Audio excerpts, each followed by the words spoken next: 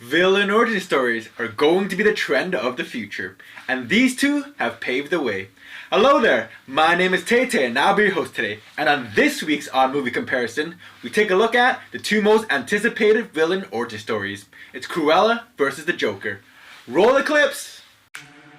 Let me give you some advice. You can't care about anyone else. Everyone else is an obstacle. First on the docket, with the latest blockbuster from Disney, it's Cruella. Cruella follows Estella, a girl who was bullied in her youth for her rough personality and polarizing sense of fashion. In an attempt for a fresh start, her mother takes her into the city and pleads with the Baroness, which leads to the death of her mom. Now an orphan, Estella takes on the persona of Cruella and takes the city by storm. Why are you speaking? I think you've nicked me. Filled with vivid scenery, A-list actors, and a Brit-punk soundtrack, this movie does offer a lot of entertainment, as you expect Disney would. Do you have a light?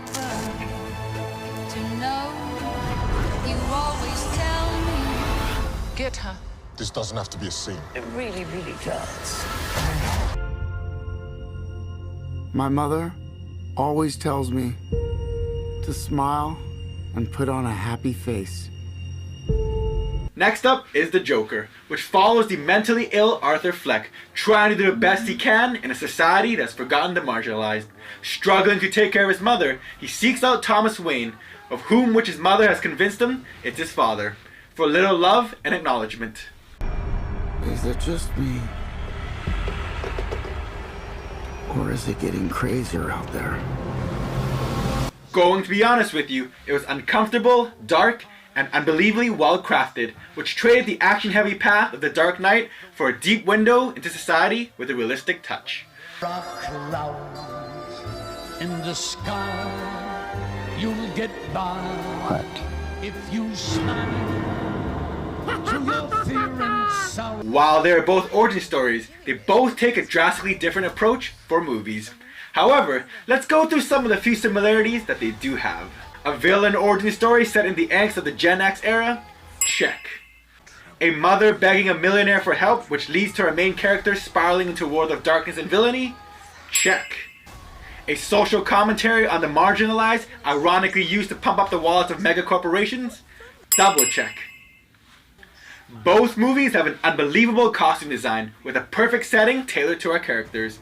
I even enjoyed the 70s Britpunk of Cruella more than the 80s Gotham of the Joker.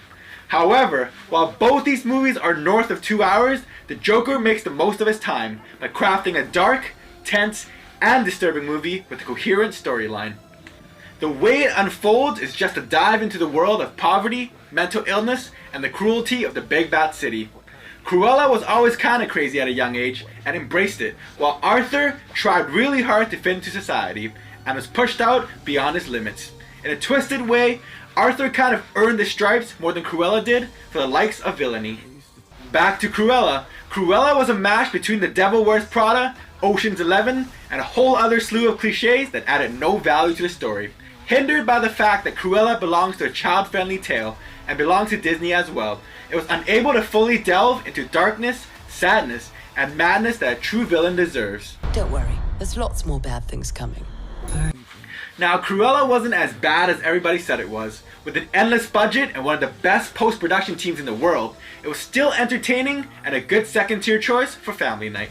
But as an overall movie that has us empathizing with the dark and the heinous, and has us begging for more villain origin stories, the Joker is definitely the one to beat.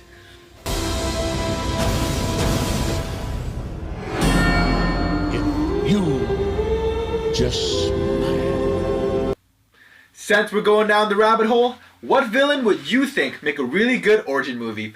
Leave a comment below and let me know. And until next time, keep that popcorn warm for me.